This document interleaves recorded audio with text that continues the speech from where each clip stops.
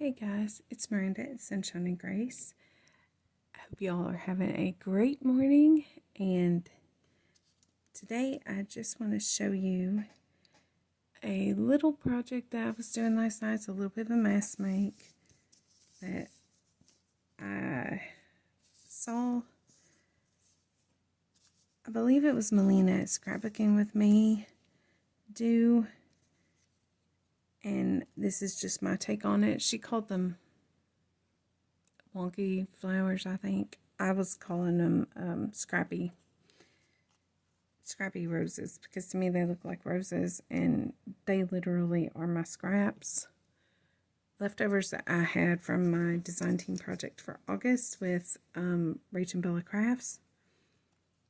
And I just wanted to make a few.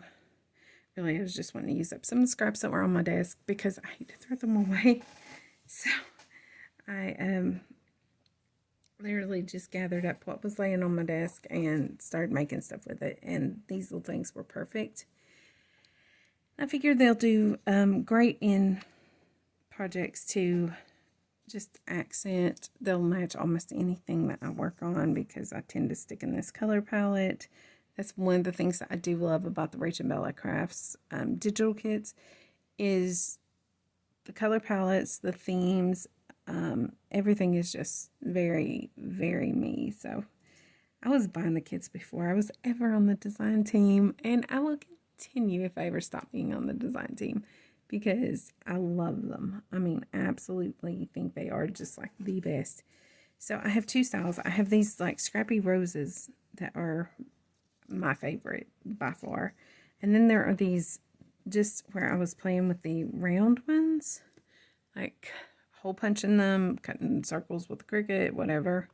The bigger circles were either fussy cut or done with Cricut, and then the smaller layers were hole punched or Cricuted.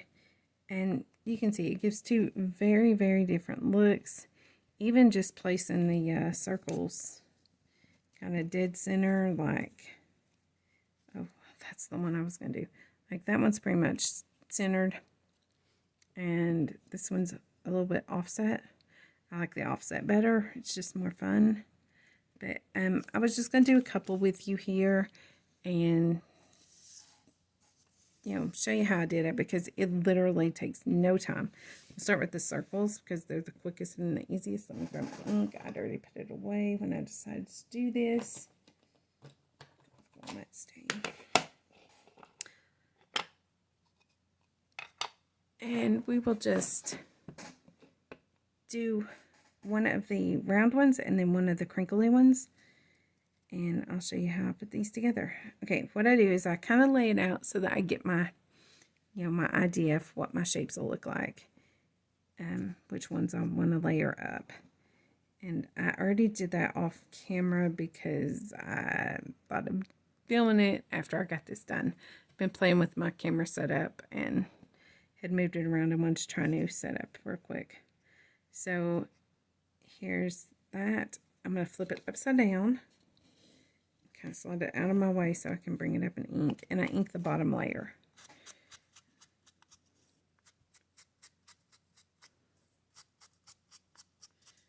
Just like that. And that one's done. Then I grab the next layer and ink it. And if you want to crinkle these a little bit, you can, even on the round ones, which is what I'm going to do on this one, even though I haven't on the others, because I think it would just add a little interest. I'm not going to do it as much as I do on the others, though, just a little. And I literally just wrinkle the edge. I just kind of fold the edges a little bit. Grab my glitter glue. Not a sponsor, but you can't beat that nozzle for popping that little bit of glue on there. And then just stick it on there somewhere. I wanted to leave some of the pink showing, so I'm going to set it offset. Grab the next layer, ink that bad boy up. I love the walnut stain. It and the I used gathered twigs on most of those. Those are my two favorites. Sometimes I bust out the vintage photo, but not my favorite. Okay, wrinkle a little just to add some texture. that's really what makes them pretty, is the texture that you get. And while they're little, these thin ones would work inside a journal. Those would be a little thick inside a journal. And I'm, again, not setting those dead center because I like the look of a little bit of offset. Pick up the next layer. Ink it. And wrinkle it. Okay, that one's getting kind of small. And I've got an even smaller one. That smallest one, I am not wrinkling. And these literally were just my, that was a 1-inch circle. I cut that one out with a Cricut. Fussy cut that one. This was a 1/2-inch circle. And this little thing was my regular hole punch that I used to use to punch my son's school papers. Kind of glad we're almost done with that. He took his graduation tests the other day and did remarkably well, better than I expected. So he has officially graduated into the phase of now he is, there you go, that's that. How easy is that? He is now going into like his career planning, career training phase, which we've always focused on that as high school or homeschoolers, but now he's looking to get a job as soon as he gets his license, which he goes for in like 2 weeks. Can y'all believe that? I'm not ready for that. I'll tell you, I'm not.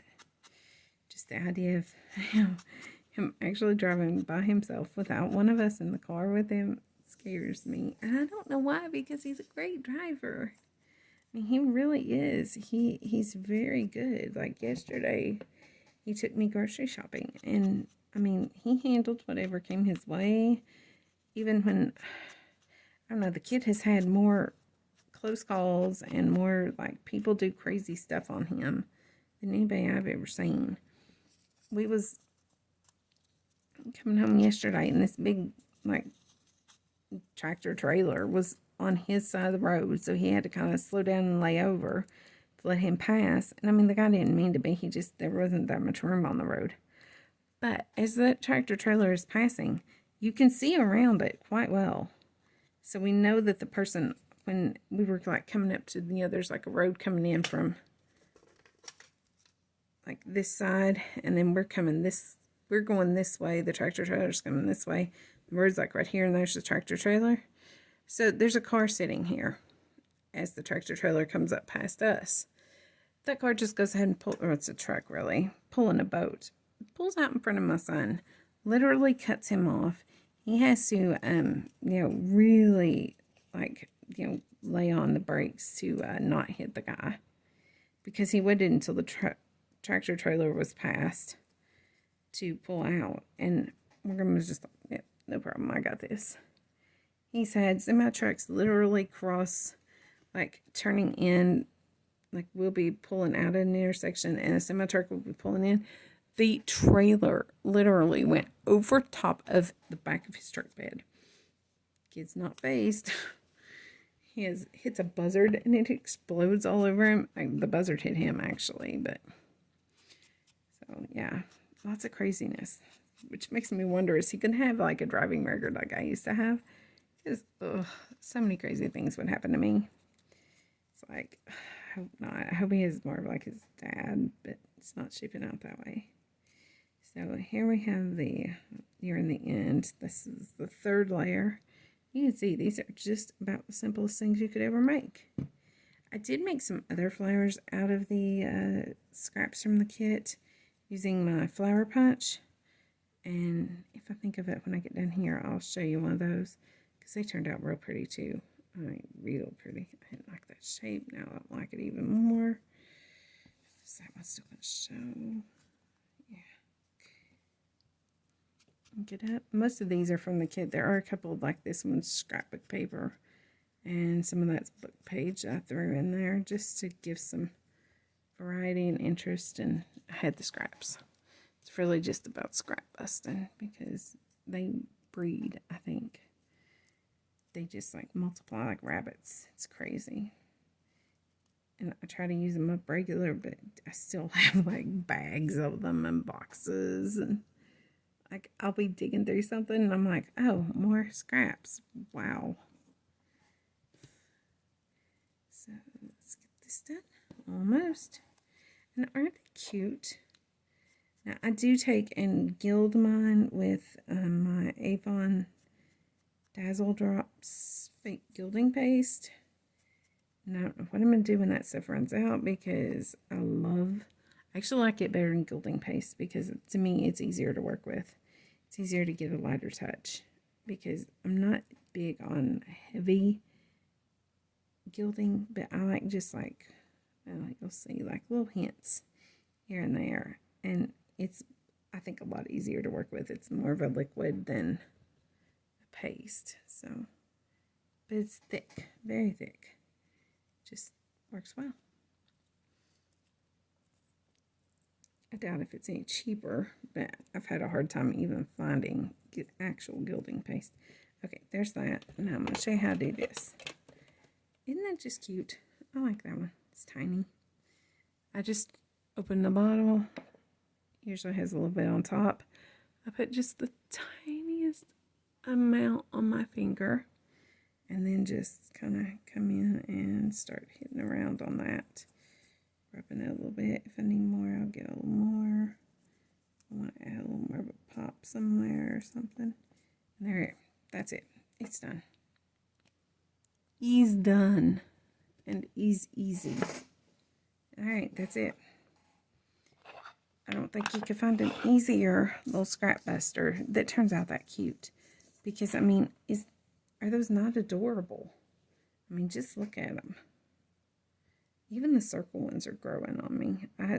I'll be honest, the first few I made of those, I was like, ugh, do not like them. Okay, I went to find some of those other flowers I made. Let me just reach behind me here and grab the flower box, because I have a lot of flowers. Flowers are like my go-to thing for scrap busting. Okay, you have these. They're literally just 5 punched circles. I think that's 1-inch circles glued on a round base cardstock with a 1/2-inch circle in the center. Excuse me. That I put some stickles on. And here is the larger version of it, where I used, I think it was 1.5 inch circles with inches in the center. And I did nothing to these. I didn't ink these. I literally just had the circles laying there when I finished a project and thought, I'm going to make something. So I made a few of these flowers. I didn't even glue circles on the back. I just literally started gluing them together. And I will finish those off eventually. But it didn't happen the other night. You can see like some of the centers. Here's some really tiny ones using the 1/2-inch circles with hole punch circles. You can see, I mean, these little things are adorable. And then you have, I've put some gems in some. Will eventually put something in those. Then you have a little whole, flower punch ones that I made a bunch of. So you can see there, that right there is just maybe, I don't know, each flower I would spend maybe 10-15 minutes working on that set, and I have a bunch of all of them now. And yeah, I just like to mass make stuff. It's fun. It gives me a lot to pull from when I am working on a journal, and that way I don't have to stop every so, like with each page and make a bunch of different elements. I will go through when I start a journal and pick out my basic stuff that I want to use that matches the color scheme, and if I have it already mass made, I can just do that, and then I only have to special make a few pages. Well, not special make, but you know what I mean. I only have to make special items a few times. So that is literally my craft area is set up to have mass makes everywhere to pull from. It just works better for me that way. I like the routine and stuff. So anyways, that being said, wanted to remind you all that Jesus loves you so much he died for you. If you have not trusted in that fact, then I would urge you to do so today, because none of us knows when our time is up here on earth, and we will live forever, ever, either upstairs or down. And trust me, you want to go up. So if you have any questions, just shoot me a comment below. You can reach me on Facebook, either Sunshine and Grace Junk Journals or Miranda McCulley. And I'm on Instagram, Etsy. The links are all below. Find me if you got any questions about journals or about where you will spend eternity, because I would love nothing more than to share the gospel of God's glorious grace with you. Y'all have a great day. Grace and peace.